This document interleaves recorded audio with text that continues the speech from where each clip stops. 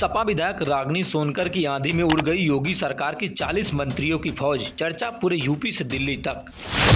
सपा विधायक रागिनी सोनकर का राजनीतिक वर्चस्व पूर्वांचल में तेजी से बढ़ा। क्या सपा देगी 2024 से पहले रागिनी सोनकर को बड़ा तोहफा? दारा सिंह चौहान समेत बीजेपी के कई दिग्गज मंत्रियों को झटका देने में कामयाब हो गई समाजवादी पार्टी। यूपी से दिल्ली तक चर्चा। यूपी की राजनीति में रागिनी सोनकर का फार्मूला जनता को पसंद है। 2024 में रागिनी सोनकर पर क्या सपा लगा सकती है दांव? यूपी की राजनीति में इन दिनों सपा विधायक रागिनी सोनकर की चर्चा लखनऊ से लेकर दिल्ली तक खूब हो रही है।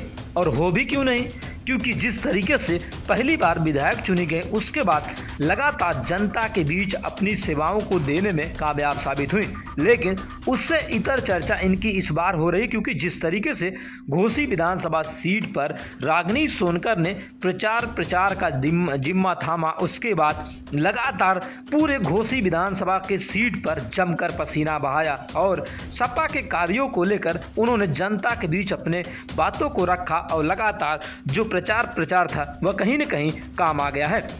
जिस तरीके से उत्तर प्रदेश सरकार के 40 मंत्रियों के सामने सपा विधायक रागिनी सोनकर का प्रचार प्रसार कहीं न कहीं उनसे आगे दिखाई दिया और उत्तर प्रदेश की राजनीति में एक नया फार्मूला तय हो चुका है। इंडिया बनाम एनडीए।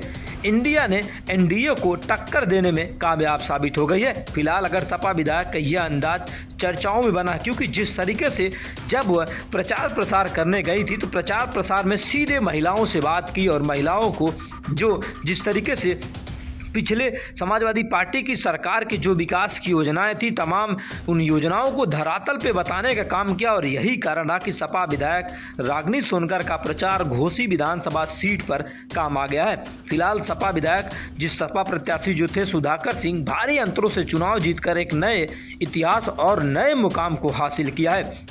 दारा सिंह चौहान जिस तरीके से पार्टी बदलने का जिस तरीके से पार्टी बदलने का आरोप लगा उसको लेकर जनता ने नकार दिया और जनता ने सपा विधायक सुधाकर सिंह पर अपनी मुहर को लगा दी है। तो कुल मिलाकर देखें सपा विधायक की जिस तरीके से रागिनी सोनकर की चर्चा इन दिनों पूरे यूपी में हो रही। और सबसे बड़ी बात है कि उत्तर प्रदेश की राजनीति में सपा विधायक रागिनी सोनकर की चर्चा इसलिए क्योंकि उत्तर प्रदेश की राजनीति में 2024 लोकसभा चुनाव से पहले सपा विधायक रागिनी सोनकर पर सपा अपना एक नया जिस तरीके से एक बड़ा तोहफा दे सकती है। सूत्र ये बता रहे हैं कि आने वाले समय में सपा विधायक रागिनी सोनकर के 2024 चुनाव की तैयारी कराई जा रही है। अगर रागिनी सोनकर फिट बैठती हैं तो आने वाले समय में मछली शहर लोकसभा क्षेत्र से सपा विधायक रागिनी सोनकर को चुनावी मैदान में समाजवादी पार्टी भेज सकती है, क्योंकि उनका जो अंदाज है, उनका कार्य करने का अंदाज है, जनता के बीच जाने का जो अंदाज है, कहीं न कहीं उत्तर प्रदेश के राजनीति में 403 विधायकों से अलग रखता है।